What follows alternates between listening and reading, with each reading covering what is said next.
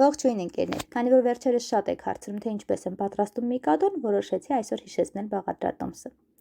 Եվ այսպես 400-ից 450 գրամ ալյուրին ավելացնում ենք 2 ճաշի գթալ կակաո, լավ խառնում եւ դնում մի կողմ։ 2 ձվին ավելացնում ենք մի պտղուն ծաղ, կես բաժակ շաքարավազ։ Լավ խառնում ենք։ Ապա ավելացնում ենք 50 գրամ հալեցրած կարագ, 250 գրամ թթվասեր եւ 1 թեյ գթալ սոդա։ Կրկին լավ խառնում ենք մինչեւ մասան դառնա համասեռ։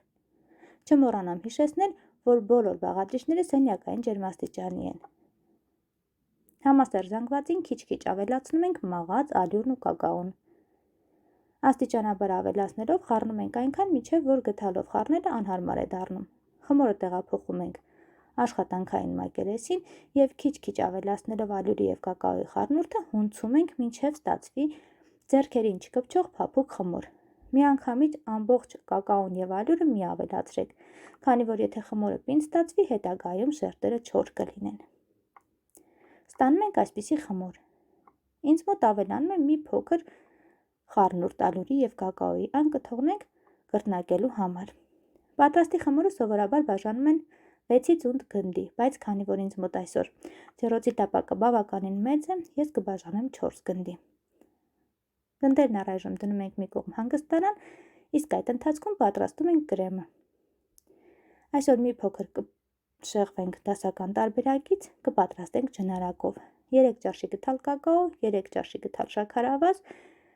6-ից 8 ճաշի գթալ ջուր։ Լավ խառնում ենք, դարձնում համասեռ եւ դնում մարմանդ կրակին։ Անդադ խառնում ենք, մինչև մասան սկսի եռալ։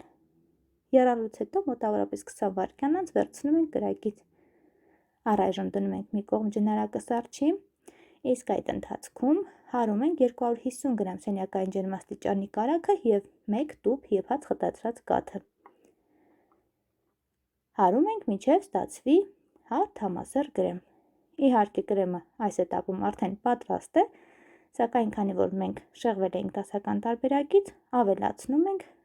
ջնարակը։ Շատ ցանկալի է, որ ջնարակը լինի լավ սառած վիճակում, ինչը իմ պարագայում չի լինի, քանի որ ես միշտ տապում եմ։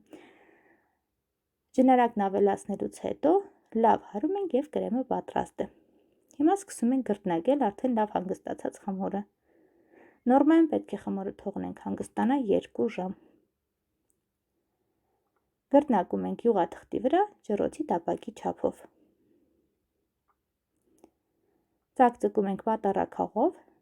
որպեսզի թխվելու ընթացքում խոշոր պղպջակներ չառաջանան, եւ թխում ենք հարուցնասճան տաքացված ջեռոցում 4-5 րոպե, իհարկե կախված ջեռոցի հնարավորություններից։ Թխվելուց հետո շերտը անմիջապես տեղափոխում ենք ուղիղ մակերեսի վրա, քանի դեռ շերտը տաք է, այն փափուկ է լինում, սառելուց հետո այն արդեն չորանում է եւ հետեւաբար պետք է ապահովենք հարթ շերտի տեսքը։ Մինչ առաջին շերտը կսառչի, նույն սկզբունքով կրտնակում ենք եւ թխում մյուս շերտը։ Եվ մինչ երկրորդ շերտն էլ է թխվում, առաջին շերտն արդեն սառած է լինում։ Արդեն սառած շերտի վրա միանգամից սկսում ենք կրեմը։ Եվ այսպես հերթականությամբ շերտերը ջեռոցից հանելուց հետո թողնում ենք մի քանի րոպե,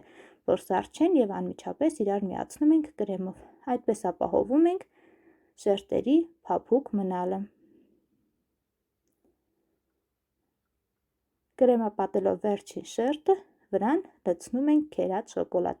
Ես օգտագործում եմ մոտավորապես 50 գրամ շոկոլադ։ Իհարկե ամեն ինչ կախված է նախասիրություններից։ Պատրաստի խմորեղենը թողնում ենք սենյակային ջերմաստիճանում մի քանի ժամ, որպեսզի շերտերը ներծծվեն կրեմով, կտրատում ենք եւ մատուցում։ Շատ համեղ է ստացվում, վարյախորժակ։